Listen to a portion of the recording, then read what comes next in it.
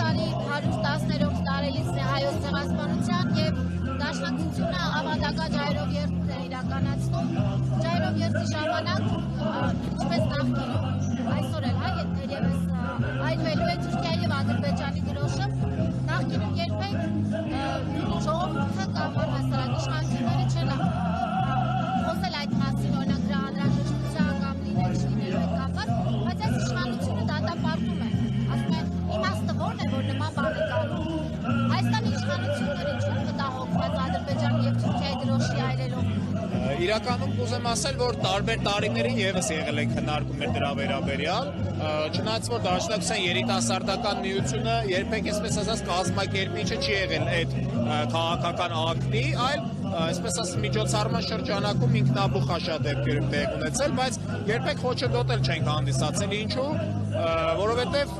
դրոշները խորհրդանշում են պետությունները, իսկ եւ Թուրքիա եւ Ադրբեջանը այսօրվա դրությամբ ստեղծված են հայկական արյան եւ հայկական հողերի վրա որպես պետականություններ։ Իսկ ինչը վերաբերվում է իշխանությունների այսօրվա դրան հակադիր դիրքորոշում ունենալու, իրականում իրենք եւ իրենց շատ արբանյակներ նաեւ տարիներ շարունակ փորձել են տարբեր հարթակներով դրա դեմ խոսել, շատ պարզ, սպասարկելով ուղղակի ճշտամական օրակարգ, ուրիշ ոչինչ չունենալով։ Եվ դրա պարզապատասխանությունն է, որ այսօր իրենք դարձել են իշխանություն եւ դառնալով իշխանություն արդեն իշխանական դիրքերից են այդ քարոզչությունը իրականացնում։ Ինչ որ այն ժամանակ որպես այսպես կոչված ակտիվիստներ էին կամ պարզ հասարակական գործիչներ էին խոսում։ Ինչու պետքա դրա դեմ լինի, ես չեմ կարող դրա պատասխանը տալ, երևի ոչ այլ ինչա, քան պարզ ճշտամական շահերի սպասարկող լինել, այդքան է, ուրիշ ոչ մի բան։ Եվ դա կարծում եմ, որ միայն այս գործողությամբ չի, որ խորհրդանշում է, այլ տարբեր իրենց ամբողջ քաղաքականությունը արդեն դրան է կան։ Թեև իշխանությունները հայտարարել են, որ հայ-թուրքական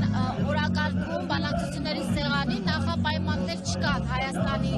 առջև դրված, սակայն մենք տեսնում ենք, որ բանակցություններին նաև հայոց ցեղասպանության ճանաչման պահանջը չկա։ Սա ինչ է, եթե ոչ։ Իրականում հայոց ցեղասպանության հարցը երբեք չի կարելի դիտարկել որպես նախապայման կամ ոչ, որտեղ այսպես ասած զոհի եւ հանցագործի միջև զոհի